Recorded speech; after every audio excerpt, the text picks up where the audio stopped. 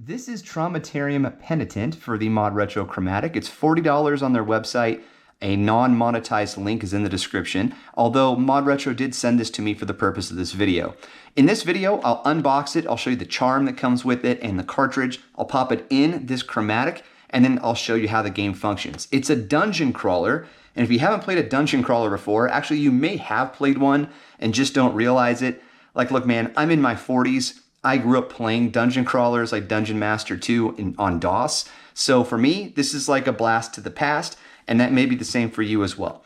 Okay, first let's start with the art design. And if you haven't played a dungeon crawler before, man, like this is what they are. I mean, there's obviously different types of genres out there, but dungeon crawlers they're so unique. But a lot of them take place in this sort of like medieval Gothic element. It happens a lot that we get games like that they all kind of look similar. And what I think we're getting here is really cool. You have this knight who looks like he's been through it, maybe a little bit possessed himself, and the all watchful eye looking down on things, and he's done some damage.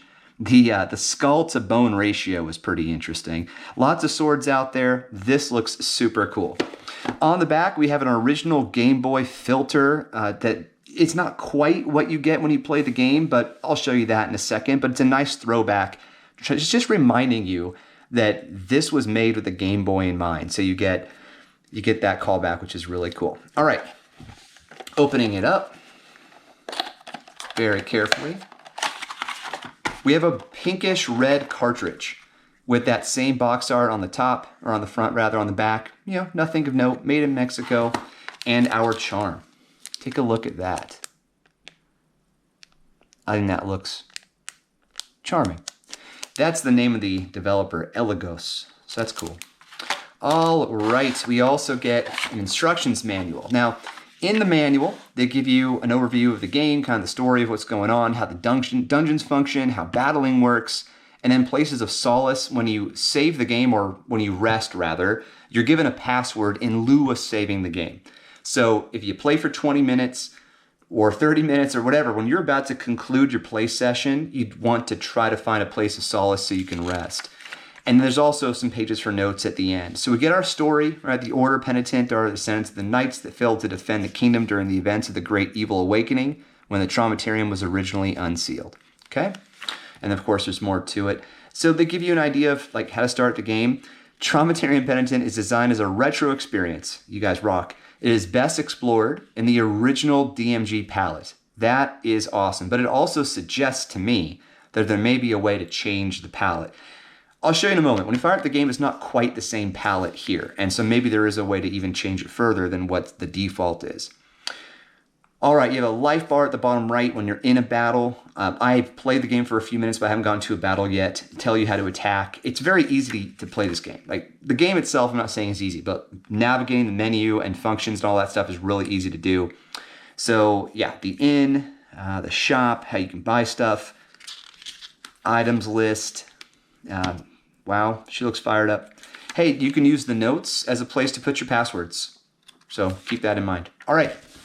I know, everybody wants to fire it up, so here we go. Traumatarium Penitent, meet ModRetro Chromatic.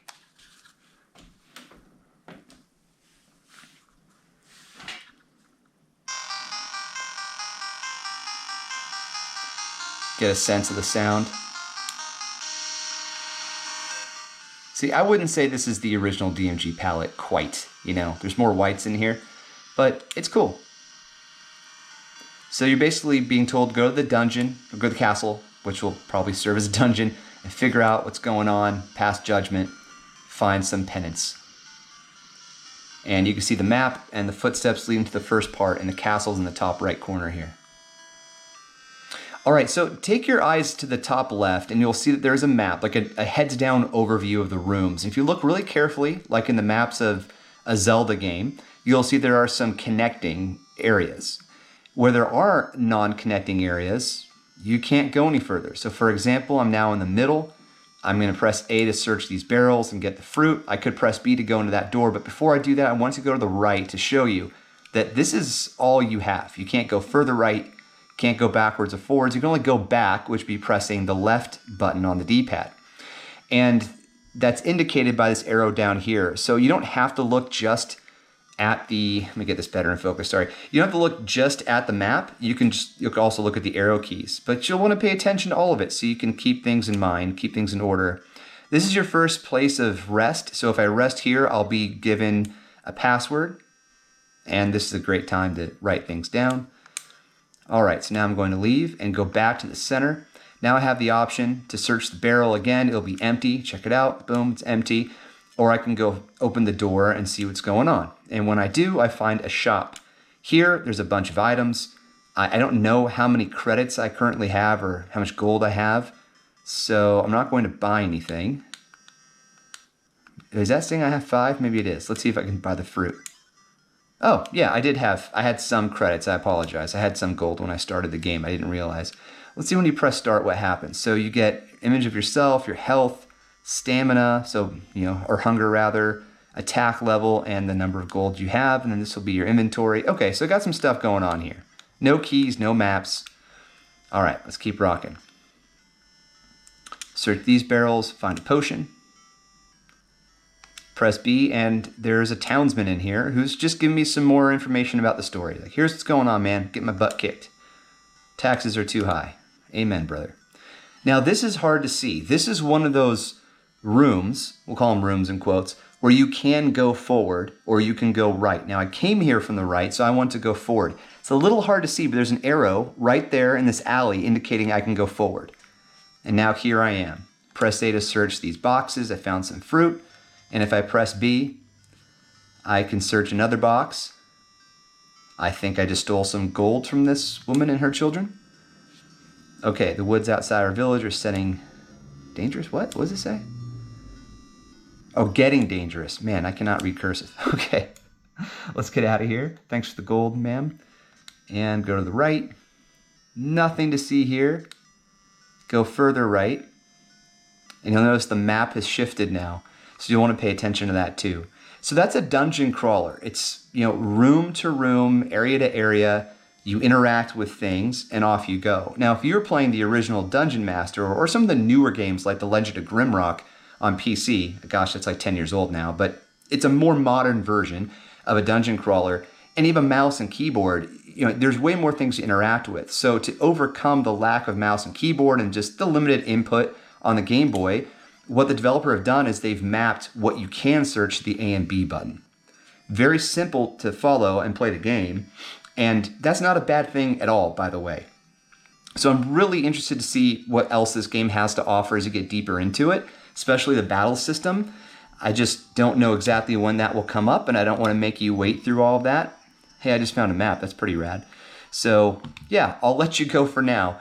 But stay tuned. I'll do some more coverage of this because it looks like a lot of fun. And I like these kind of games. If you like them too, just, let me know. And, well, I'll comment back and we can talk about it. Some of the better dungeon crawlers out there. I'm definitely partial to Legend of Grimrock. I think it's really good. Number 2, oh, hey, an enemy. Hey, let's just tough it out for a second here. Okay, so I can press up to attack. Then I press A to perform the action. Let's do it again. Whoa, all right. I whooped him. So that's the game. Traumatarium Penitent, $40, ModRetro's website. Check it out. Let me know what you think, and I'll catch you on the next one. Cheers.